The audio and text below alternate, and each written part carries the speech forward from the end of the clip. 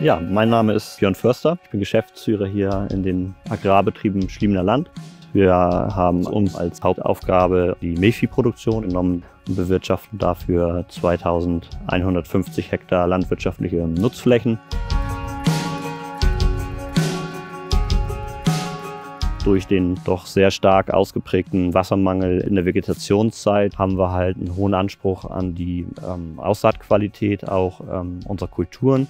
Und das ist auch der Grund, warum wir uns vor 4 Jahren für die Anschaffung einer Amazone Primera entschieden haben, weil wir auf der Suche nach einer Maschine waren, die in unserem System, dem Direktsaatsystem, eine hohe Schlagkraft bietet, bei trotzdem einer absolut präzisen Tiefenführung.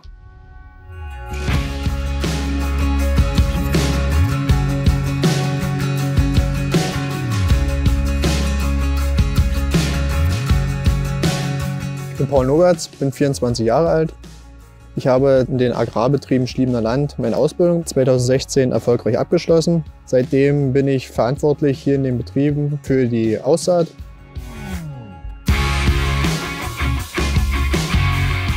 Wir haben bei uns eine Amazone Primera DMC. Wir nutzen die hauptsächlich für die Zwischenfrüchte, sowohl aber auch als für den Hauptfruchtbau. Und wir setzen die Maschine ein, weil die direkt säen kann. Ohne Bodenbearbeitung können wir direkt einfach rein, nach dem Mähdrescher hinterher, gleich durch und fertig. Und so hast du gleich Wasser gespart, was du beim Umbrechen, beim Stoppelsturz durch die Verdunstung einfach weg ist. So haben wir das noch, bis das bisschen, was noch da ist, gleich voll genutzt und haben das für die Zwischenfrucht oder für die Hauptfrucht gleich voll zur Verfügung.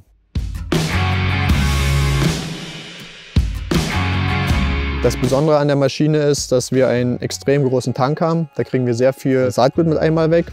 Wir haben aber auch 4 verschiedene Tanks. Wir können einmal Flüssigdünger gleichzeitig mit ausbringen, dann einen großen Tank für große Saatgüter, dann einen kleinen Tank für Feinleguminosen und noch einen Green Drill Tank hinten dran für feine Sämereien, die man oben drauf ausbringt nochmal und dann mit dem Striegel nochmal zugestrichen wird hinterher.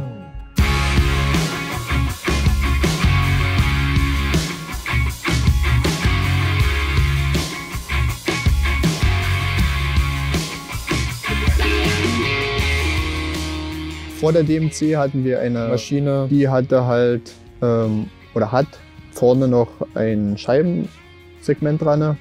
Da war aber halt immer dann, hat man vorher immer halt mit bearbeitet, den Boden, wo wir ja ein bisschen von wegkommen wollten, weil wir immer halt Direktsaat und den Boden so wenig wie möglich bewegen wollten, um Wasser zu sparen und trotzdem ja, gute Aussaatergebnisse zu bringen.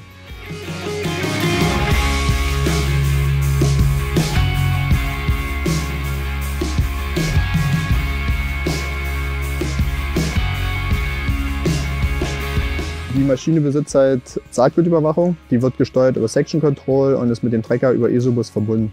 Und dadurch ist das eine sehr einfache und leichte Bedienung und halt immer die perfekte Überwachung, ob wirklich Saatgut ausgebracht wird, wie viel ausgebracht wird und auch die Ablagetiefe. Die Ablagetiefe lässt sich auch sehr einfach einstellen, indem man buddelt, nachguckt, wo liegt das Korn und wenn es einem nicht passt, dreht man an der Kurbel und verändert die Saattiefe.